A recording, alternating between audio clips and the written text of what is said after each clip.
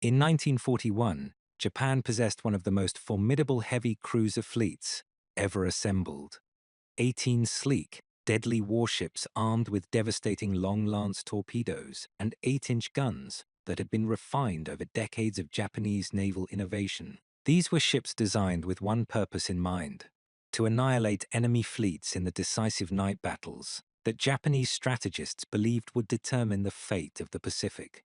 By August 1945, only two remained afloat, both crippled, both incapable of movement, both awaiting their final fate at the hands of their former enemies. What happened to Japan's mighty heavy cruiser fleet? Where did these vessels, which once terrorized Allied convoys from Ceylon to Guadalcanal, ultimately meet their end? And what became of the shattered hulks that survived to see Japan's surrender? In today's video, we trace the complete story of Japan's heavy cruisers, from their pre-war glory through the brutal attrition of the Pacific War, to their final destruction in the last months of the conflict and the post-war scrapping operations that erased almost every trace of their existence. This is the story of how an entire class of warships was systematically hunted, bombed, torpedoed, and finally disposed of, leaving nothing behind but memories and the occasional underwater wreck. The pride of the Imperial Navy. Before we discuss their destruction, we must first understand what made Japan's heavy cruisers so significant. In the interwar period, while Western navies treated cruisers as secondary vessels, the Imperial Japanese Navy saw them as potential war winners. The Washington Naval Treaty of 1922 had limited Japan to a 60% ratio of capital ships compared to the United States and Britain. Japanese naval strategists knew they couldn't match American battleship production. Instead, they developed a different strategy. They would rely on heavy cruisers and destroyers to whittle down the American fleet as it steamed across the Pacific, using superior torpedoes and night-fighting tactics to achieve local superiority. This doctrine produced 6 classes of heavy cruisers, each more powerful than the last. The Furutaka class, completed in the late 1920s, comprised Furutaka and Kako, Japan's first purpose-built heavy cruisers. Though modest by later standards, they established the template for Japanese cruiser design. The Aoba class followed, with Aoba and Kinugasa entering service in 1927. These vessels improved on the Furutaka design, with better turret arrangements and enhanced fire control. Then came the Myōkō class, Myōkō, Nachi, Ashigara, and Haguro, completed between 1928 and 1929. These were the first truly world-class Japanese heavy cruisers, carrying 10 8-inch guns and capable of 35 knots. When Ashigara visited Europe in 1937 for the coronation of King George VI, British observers were alarmed by her obvious power, nicknaming her the Hungry Wolf. The Takao class represented the pinnacle of Japanese cruiser design. Takao, Atago, Maya, and Chekai were essentially improved Myōkōs with massive pagoda-style bridge structures that gave them a distinctive, almost battleship-like appearance. These were the largest heavy cruisers in the Japanese fleet. The Mogami class, Mogami, Mikuma, Suzuya, and Kumano, were originally built as light cruisers to circumvent treaty limitations, but were converted to heavy cruisers in the late 1930s by replacing their 6-inch guns with 8-inch weapons. Finally, the Tone class, comprising Tone and Chikuma, were specialized aviation cruisers, with all their main armament concentrated forward and an enlarged aircraft handling area aft. These ships could carry up to 8 float planes for reconnaissance duties. 18 heavy cruisers in total. By the standards of any navy in the world, this was an extraordinarily powerful force. The Japanese had also developed a secret weapon that would make their cruisers even more deadly. The Type 93 torpedo, known to the Allies as the Long Lance. This oxygen-propelled weapon had a range of over 20 kilometers and carried a 40-90 kg warhead, far superior to any torpedo in Western arsenals. Japanese cruisers could launch devastating torpedo attacks from ranges where enemy ships couldn't even see them. In the waters around Guadalcanal and throughout the Dutch East Indies, these tactics would prove devastatingly effective. At the Battle of Savo Island in August 1942, Japanese heavy cruisers under Vice Admiral Gunichi Mikawa annihilated 4 Allied cruisers, Astoria, Quincy, Vincennes, and HMAS Canberra, in barely 30 minutes of savage night fighting. It remains the worst defeat ever suffered by the United States Navy at sea. But this victory, like so many others, would prove Pyrrhic. The very aggressiveness that made Japanese cruisers so effective would expose them to a war of attrition they could never win. The slow attrition, 1942 to 1944, the destruction of Japan's heavy cruiser fleet, was not a single event, but a gradual bleeding that accelerated as the war progressed.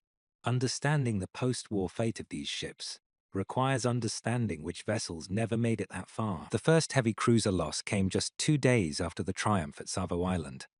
On the 10th of August, 1942, the submarine USS -44 caught Takao returning to Kavieng and put 4 torpedoes into her.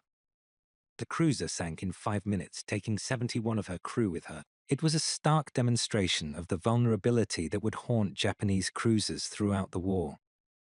2 months later, at the Battle of Cape Esperance, Furutaka was caught by American cruisers in a night engagement off Guadalcanal. Hit by dozens of shells, she capsized and sank in the early hours of the 12th of October, 1942.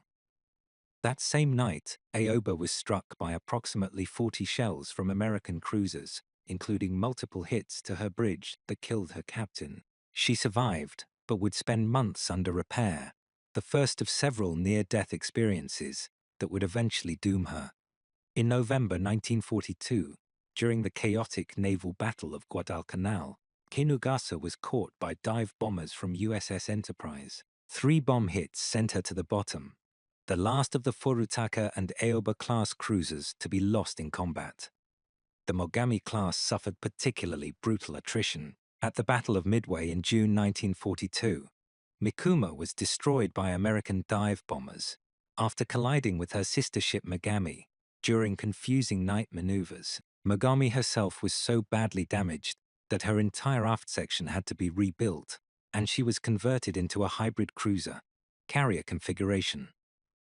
The year 1944 brought the catastrophic Battle of Leyte Gulf, where Japanese naval power was broken forever. This 3-day engagement in October 1944 saw the destruction of no fewer than 6 heavy cruisers. The first casualties came before the main battle even began. On the 23rd of October, the American submarines USS Data and USS Dace intercepted Vice Admiral Takao, Kurita's powerful center force, as it passed through the Palawan Passage. In a devastating ambush at dawn, Data put at least 4 torpedoes into Atago, Kurita's flagship, which sank in just 18 minutes. The admiral himself was forced to swim for his life before being rescued by a destroyer. Minutes later, Dace struck Maya with 4 torpedoes. The heavy cruiser capsized in just 7 minutes, though remarkably 769 of her crew were saved when the destroyer Shimakaze came alongside the sinking ship. Takao was also hit by 2 torpedoes and forced to limp back to Singapore, where she would remain for the rest of the war. During the main battle, the slaughter continued. At the battle off Samar on the 25th of October, the small American escort carriers and destroyers of Taffy III fought a desperate action against Kurita's battleships and cruisers. In the chaos, Chakai was disabled by a combination of bomb hits and possibly a torpedo strike. Unable to be saved, she was scuttled by the destroyer Fujinami. The same day saw the destruction of Suzuya, set ablaze by near-miss bombs that detonated her torpedoes, and Chikuma, which succumbed to air attacks after being damaged by destroyer torpedoes. All were scuttled or sank as a result of this single engagement. At the Battle of Surigao Strait, the old battleships of the American 7th Fleet, including several Pearl Harbor survivors, executed a textbook crossing of the T against the Japanese Southern Force. Mogami, already scarred by Midway, was caught in the crossfire. Hit by over 100 shells and multiple torpedoes, she was scuttled the following day, her long, unlucky career finally over. By the end of Leyte Gulf, Japan had lost 6 heavy cruisers in 4 days of fighting. The Kumano escaped damaged, but was hunted down and sunk by American aircraft and submarines over the following weeks. Nachi, damaged at Surigao Strait, made it to Manila Bay, only to be destroyed by American carrier aircraft on the 5th of November, 1944. The hemorrhaging continued into 1945. On May 16, 1945, one of the last classic surface engagements of the war occurred in the Malacca Strait. Haguro, the last operational heavy cruiser in Southeast Asian waters, was intercepted by 5 British destroyers of the 26th Destroyer Flotilla during Operation Dukedom. In a fierce night action fought through rain squalls and lightning, the British destroyers surrounded Aguro and pounded her with torpedoes and gunfire. Venus, Virago, and Vigilant each scored torpedo hits, while all 5 destroyers raked the cruiser with their 4.7-inch guns. Haguro finally sank at 2:06, taking over 900 of her crew with her, including Vice Admiral Shintaro. Less than a month later, on the 8th of June, 1945, Ashigara met her end in the Banka Strait. The British submarine HMS Trenchant, acting on ultra-intelligence, ambushed the cruiser as she transported 1,600 troops from Batavia to Singapore. Commander Arthur Heslett fired 8 torpedoes from an almost impossible angle at a range of nearly 4,000 yards, and 5 found their mark. Ashigara capsized in under half an hour, the last Japanese heavy cruiser to be sunk by enemy action. The Cure Apocalypse, July 1945 by summer 1945, Japan's remaining heavy cruisers had been reduced to floating anti-aircraft batteries. Unable to move due to fuel shortages and too damaged to repair, they sat at anchor in Kure Naval Base, camouflaged with netting and fake structures in a futile attempt to deceive American reconnaissance aircraft. The end came on the 24th of July, 1945, when Task Force 38 of the United States, 3rd Fleet, launched a massive aerial assault on Kure. Over 1,700 sorties were flown against the remnants of the Imperial Japanese Navy. The attacks continued on the 28th of July, completing the destruction. Aoba, the veteran of so many battles, was bombed repeatedly. Already sitting on the bottom of the shallow harbor, after earlier damage, she was struck by multiple bombs on the 24th of July that caused her to settle further. On the 28th of July, she was attacked again, this time by both carrier and aircraft and B-24 Liberators of the 7th Air Force. 4 more bomb hits broke off her stern entirely, leaving her an unsalvageable wreck. Tone, the aviation cruiser that had launched the floatplane confirming the American fleet's absence at Pearl Harbor, was struck by 3 bombs on the 24th of July. The attacks came from aircraft of the light carrier USS Monterey, and the cruiser settled to the bottom of the bay. She was attacked again on the 28th of July with rockets and armor-piercing bombs, though by then she was already beyond saving. The carnage at Kure was comprehensive. Alongside the heavy cruisers, the attacks destroyed the battleships Haruna, Ise, and Haiga, the aircraft carrier Amagi, and numerous smaller vessels. The light cruiser Fine Yodo, serving as the combined fleet's final flagship, was sunk by 5 bomb hits. British historian Stephen Roskill later described the attacks as avenging the losses suffered at Pearl Harbor. When the guns fell silent on the 15th of August, 1945, only 2 Japanese heavy cruisers remained even nominally afloat, Myōkō and Takao. Both were crippled wrecks languishing in Singapore harbor. The survivors, Myōkō and Takao, the fates of Myōkō and Takao, represent the final chapter in the history of Japan's heavy cruiser fleet, and perhaps the most ignominious. Myōkō, the lead ship of her class, had survived an extraordinary amount of combat. She had fought at Midway, the Philippine Sea, and Leyte Gulf. But on the 13th of December, 1944, while en route to Cam Ranh Bay, she was torpedoed by the American submarine USS Burgle. The single torpedo struck her stern, blowing away a significant portion of her aft section and leaving her unable to steer, unable to maneuver, Myōkō was towed to Singapore by the destroyer Ushio, but the resources to repair her simply didn't exist. Materials were scarce, skilled workers were few, and the strategic situation was hopeless. The harbor commander reported that Myōkō was irreparable at Singapore, without more materials, and impossible to tow to Japan. So Myōkō used only as a floating anti-aircraft battery, firing at the occasional Allied aircraft that ventured overhead. She survived a British midget submarine raid in July 1945, though her sister ship Takao was not so lucky. Takao had been crippled even earlier. During the submarine ambush in Palan Passage on the 23rd of October 1944, she was struck by 2 of Data's torpedoes. The damage was severe enough that she could only limp to Singapore, escorted by 2 destroyers.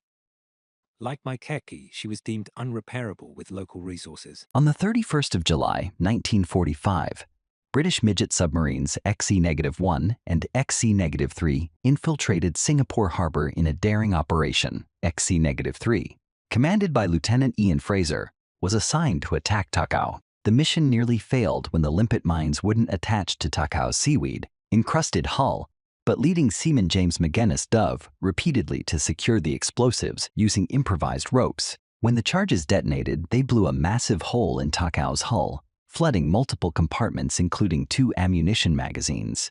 Both Fraser and McGuinness were awarded the Victoria Cross for this action. Yet remarkably, Takao remained afloat, though she was now even more decisively crippled than before. The post-war disposal when Japan formally surrendered on the 2nd of September 1945. Both Myōkō and Takao were surrendered to British forces at Singapore. The Royal Navy took possession of the 2 wrecks and faced the question of what to do with them.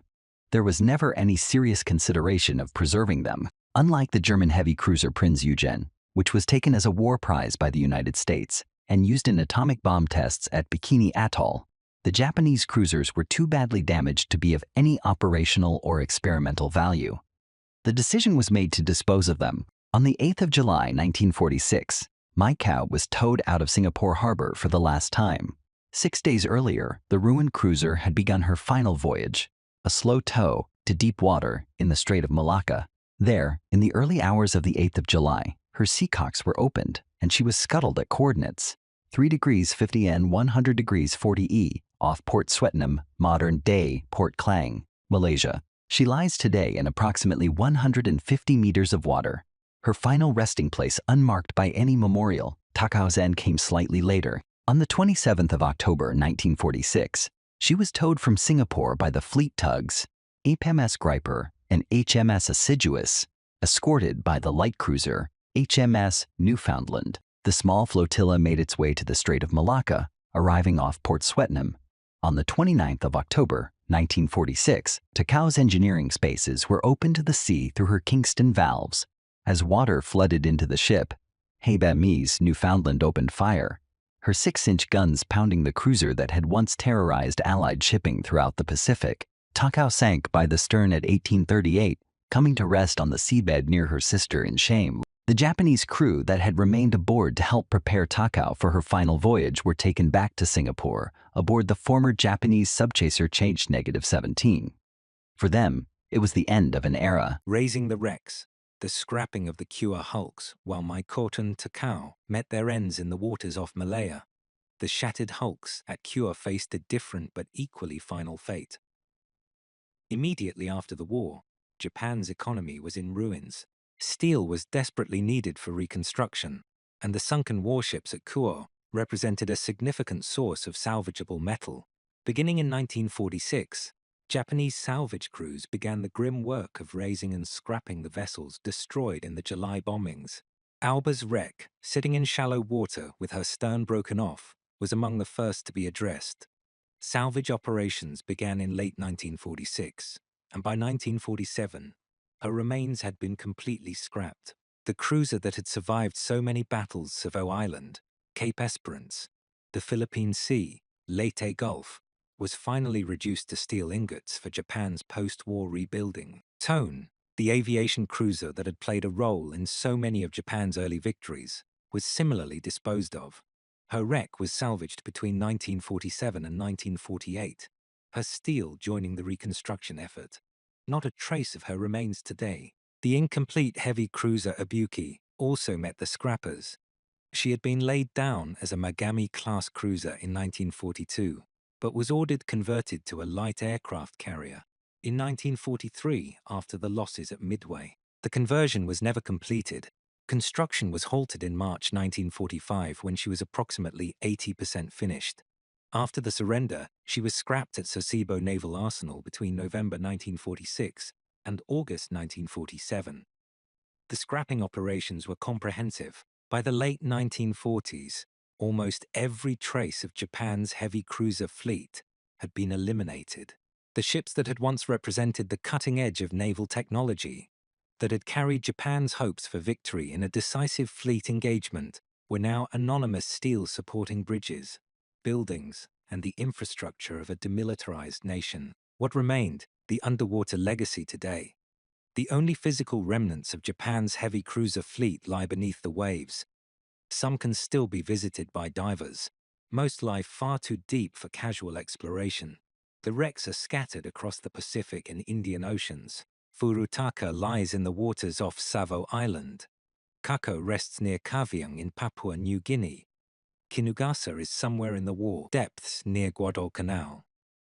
Mikuma's wreckage is scattered across the approaches to Midway Atoll. The Leyte Gulf casualties lie in Philippine waters. Atago, Maya, Chekai, Suzuya, Chikuma, and Magami in the various straits and approaches where they met their ends.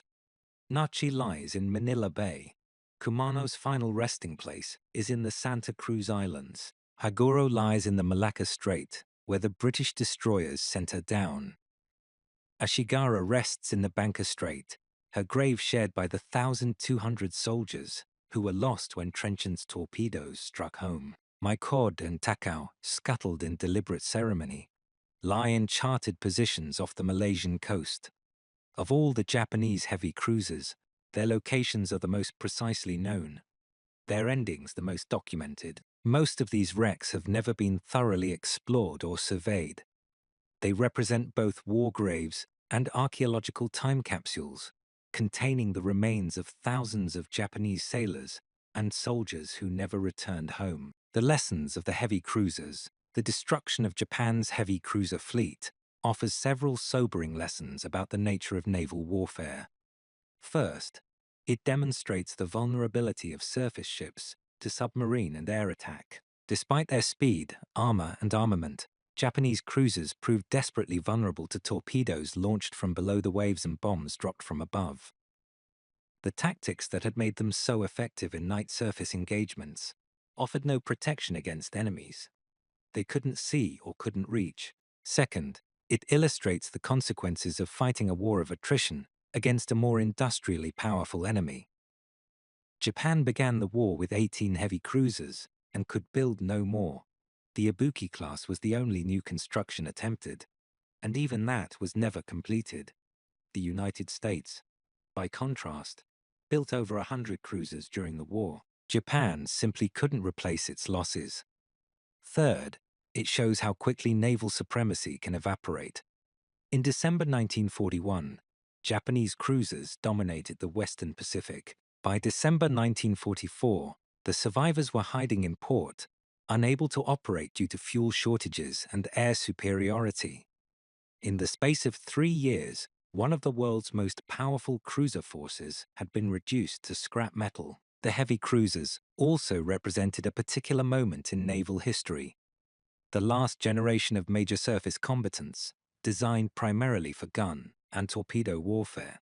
The ships that replaced them, guided missile cruisers and destroyers, operate on entirely different principles. The Type 93 Long Lance torpedo, once Japan's secret weapon, became obsolete as naval combat shifted to missile ranges measured in hundreds of kilometers rather than the tens of kilometers the Long Lance could reach. Conclusion: the story of Japan's heavy cruiser fleet is ultimately a tragedy on multiple levels.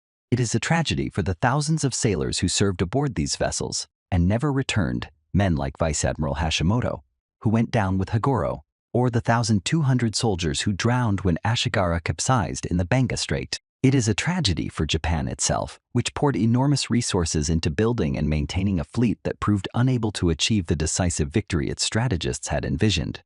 And it is a tragedy in the classical sense.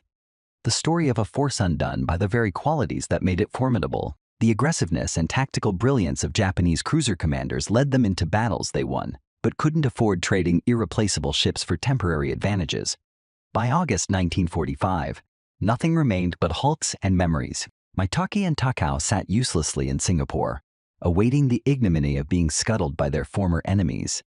Aoba and Tone lay broken at Kure, awaiting the salvage crews. 16 of their sisters had already gone to the bottom, taking thousands of men with them. Today, 80 years after the war's end, the heavy cruisers are nearly forgotten. No museum preserves a Japanese heavy cruiser the way the USS Texas or HMS Belfast preserve their respective traditions. The wrecks lie scattered across thousands of miles of ocean, visited only occasionally by divers and researchers. But their story remains worth telling. These ships represented the pinnacle of a particular approach to naval warfare, an approach that proved brilliant in its tactical execution, but fatally flawed in its strategic assumptions. In their construction, their service, and their destruction, they embodied both the ambitions and the limitations of Imperial Japan's Navy. The heavy cruisers are gone now, only the sea remembers where they fell. That is the story of Japan's heavy cruiser fleet, from the pride of the Imperial Navy to scattered wrecks on the ocean floor. A complete destruction achieved through 3.5 years of brutal warfare. If you found this video informative, please consider liking and subscribing. We have many more videos exploring the fates of World War II's warships, including what happened to Japan's aircraft carriers and battleships after the war. You might also be interested in our video about the Battle of Leyte Gulf, where 8 of Japan's heavy cruisers met their end in just 4 days of fighting, or our exploration of the British Pacific Fleet's operations in 1945, including the sinkings of Haguro and Ashigara. Thank you for watching. We'll see you in the next one.